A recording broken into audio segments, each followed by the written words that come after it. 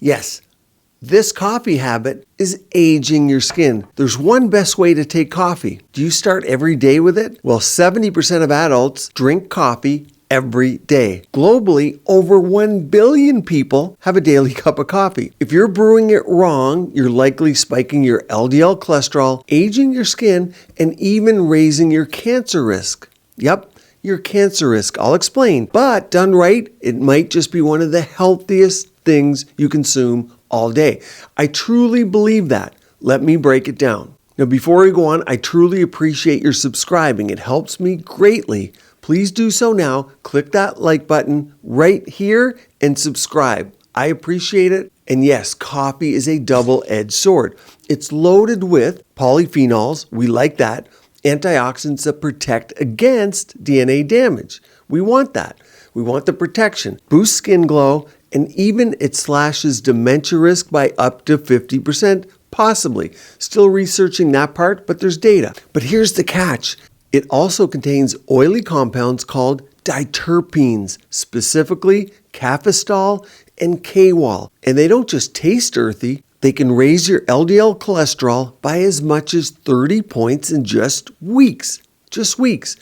And they've been linked to certain cancers like pancreatic and respiratory tract cancers, things we absolutely don't want. They also crank up inflammation, which we know is inflammaging. And that's a fast track to dull skin breakouts and accelerated skin age. And these diterpenes, luckily for us, they do get trapped when you filter your coffee. That's the great news, and we're going to play off that today. But they go right into your cup if you're using these. Number one, a French press. Number two, Turkish or boiled coffee. By the way, I was shocked at how many of you drink Turkish coffee. And for those that don't know, here's what it is. Finely ground coffee, like powder. It's much actually finer than an espresso grind. And it's simmered, not brewed or filtered, in water with some sugar. Not everyone uses sugar, but typically. And then it's served, and here's the key, unfiltered, meaning the grounds settle at the bottom of the cup. Remember I said the diterpenes, well, they're captured in a filter, so no filter here. It's typically made in small copper pots called a jezve and poured directly into a small cup. Number three, if you're using mocha pots. It's sometimes called a stovetop espresso maker. It's a classic Italian coffee brewer, and it uses steam pressure to make it strong, rich, and coffee tasting.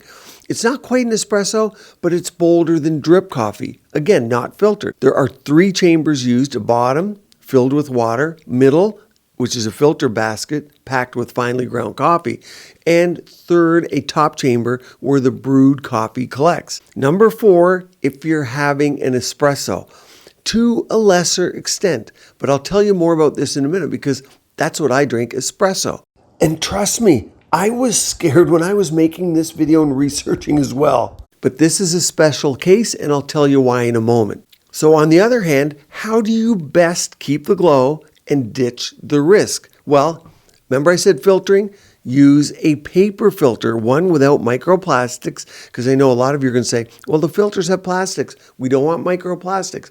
Get a good quality filter. And these are used in like the pour over drip coffees. You see, the filter traps the bad, keeps the good. You still get all those polyphenols that reduce inflammation and protect your skin.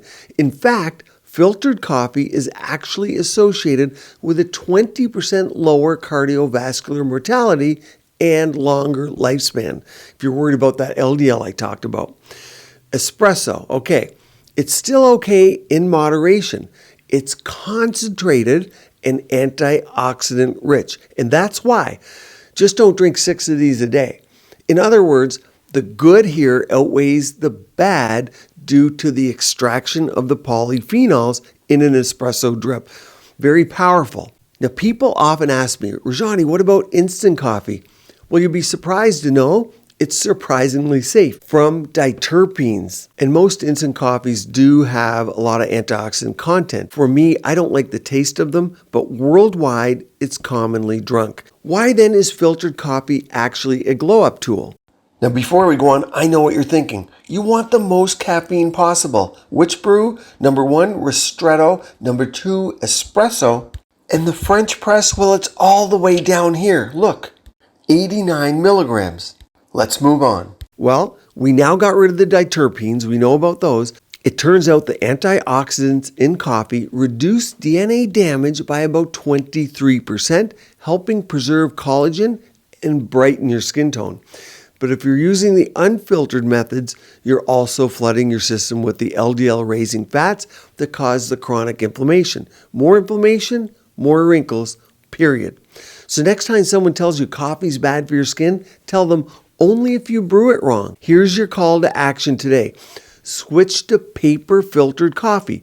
Cut down on espresso if you're drinking more than 3 or 4 a day, and say goodbye to the French press unless you treat it with a filter after. And I know that doesn't sit well because I think about 35% of you actually use a French press. You'll now want to watch this video on exact face exercises to turn back the clock free at home with no money to keep your skin and body beautiful, healthy, and vibrant.